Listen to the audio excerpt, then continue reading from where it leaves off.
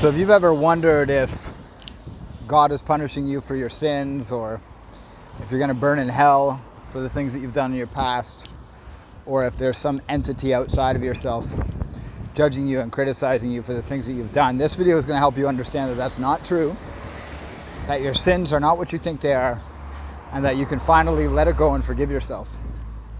I'm going to keep this video as brief as possible, but this is a very deep, complex topic, so you're going to have to just trust me on the material. So let's explain your sins a little bit. So sins are any kind of behavior that is considered either by religion or spirituality, or maybe just by your own conscience, to be hurtful to yourself or others. Simply put, sins are behaviors that hurt yourself or others.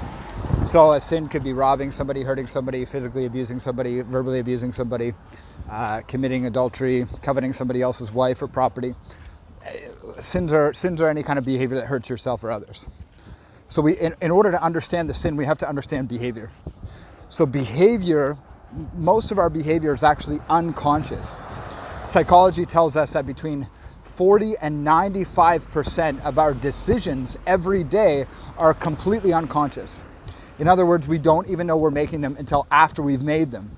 If you've ever said something and then regretted it later, or if you've ever hurt somebody and then thought, why did I even do that? Or if you've ever reacted to something and later looked back and thought, oh my God, I'm so embarrassed, I feel so ashamed of what I did, then you understand this, right? We've all done it.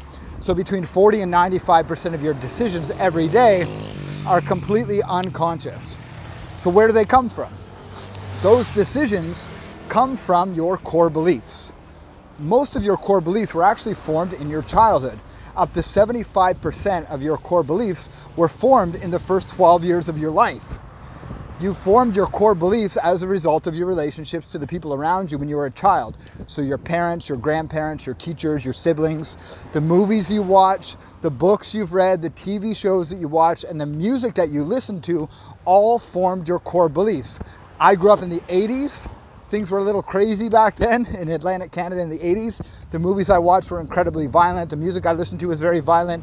The books I read were even violent. The people I was around were very violent. So my behavior as a child and as a teenager and as an adult was really quite violent, and I committed a lot of unconscious sins. So my behavior influences, or my beliefs influence my behavior. Well, every time I experience something that causes any deep level of emotional pain, I create beliefs associated with that pain. Someone beats me up as a kid, I start to create beliefs about myself and about the world, and all of the unprocessed emotions that are associated with that experience also lock in the beliefs that I have. Give you an example: child gets bit by a dog. The child creates the belief that dogs are dangerous. The fear that the child experienced when the dog bit the child stores inside of their nervous system. Until that fear is released, the child will remain afraid of dogs.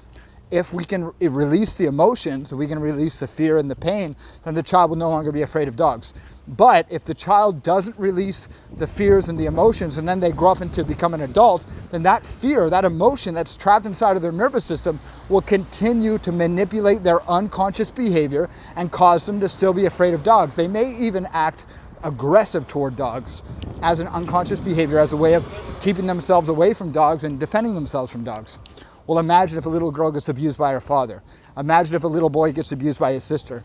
Imagine if a little boy or girl gets abused by their teacher.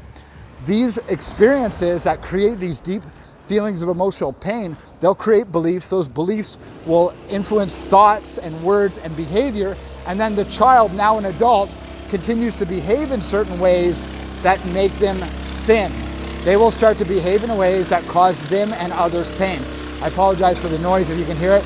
I'm just walking down the street in Tulum, Mexico, and there's a water truck. And I'm not going to get angry because I know that would be a sin. Your sins are not your fault. They are your responsibility, but they're not your fault. God is not judging you for your sins, and here's why. All of the beliefs you created in your childhood, all of the experiences you had in your childhood came from where? They came from God. God is responsible for your sins. God is the reason that you have sinned in your life. All of the experiences you had as a child were created by a higher power. You were too young, too unconscious, too unaware to create your own experiences of reality at that time. So your reality was created for you by a higher power. If you believe in God, then that is the higher power that created your reality.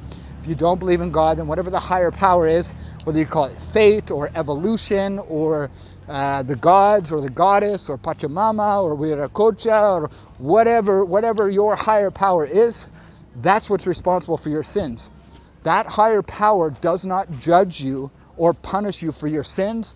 My brother, my sister, you punish yourself for your sins. And when you fully heal the guilt and the shame that you're still harboring inside of you for all of your sinful behavior, then you will no longer suffer your own self-punishments for your sinful behavior, and you will be free. You will be free, you will be liberated, and you will be living in the so-called realm of heaven on earth, ascension, unity, oneness, or what I like to call home.